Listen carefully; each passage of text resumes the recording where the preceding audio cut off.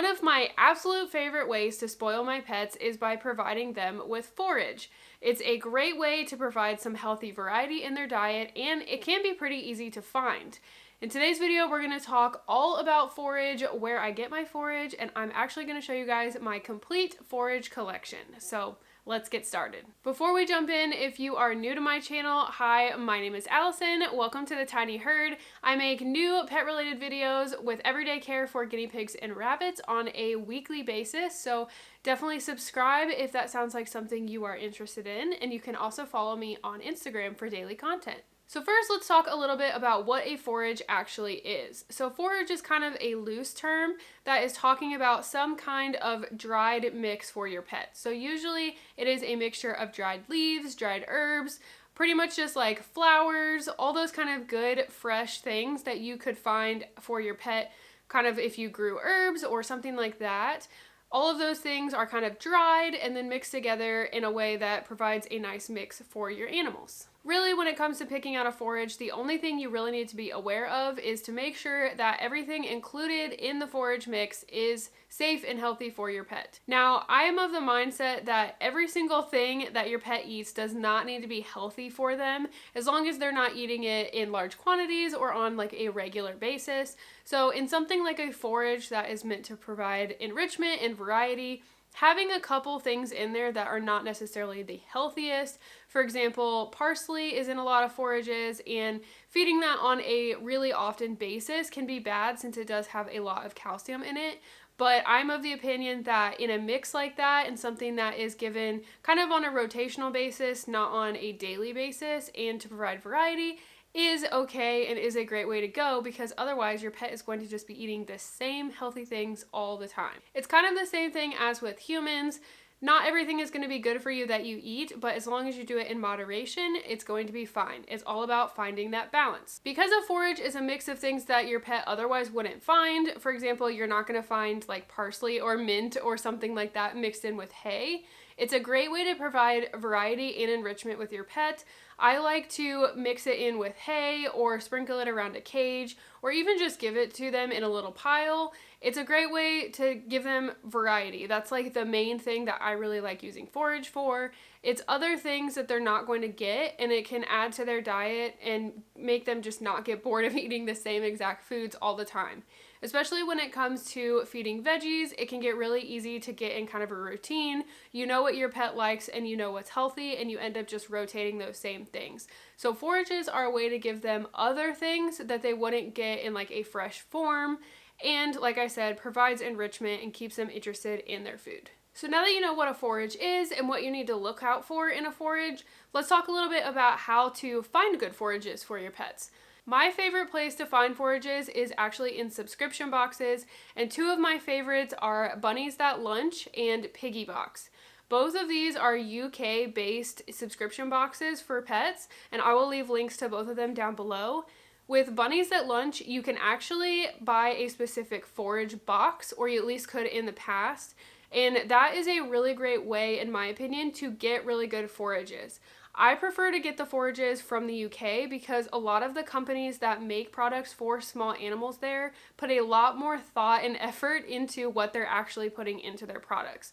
So a couple of my favorite brands you guys will see in a minute when I show you my forage collection, but I really like getting UK based brands because they're generally a little bit healthier and made with small animals in mind. You can also find ones in the United States for sure, but like I said, just check any one you get. Even if it's from the UK or somewhere else, don't just assume that a forage is safe. Make sure you check the ingredients. But subscription boxes are a great way to get forages. You can buy them at the pet store in the United States, or there are companies that will ship. So just kind of see if you can find a forage that your pets really like, or if you want to try out some, a subscription box is a great way to go, and then see if you can find a store that will ship if you want to get certain ones on a regular basis. So really, getting them online is the main way that I get my forages, but if you can find great ones in pet stores, then that is great as well. Alright, so this is my big basket of forages, and I'm going to try to show you guys these the best way that I can. I have quite a few, but you can see like I have the ones that I'm currently using just like in a plastic bag so that they don't get like stale, I guess is the word. They are dried, so that's probably unnecessary, but I just like to do that also so that it doesn't get everywhere. So I'm going to show you guys mainly the ones that I don't have opened yet. And you can see I have quite a few. So I'm going to go ahead and show these to you guys up close and put in clips and all of that to give you a good look at all of the forages that I have.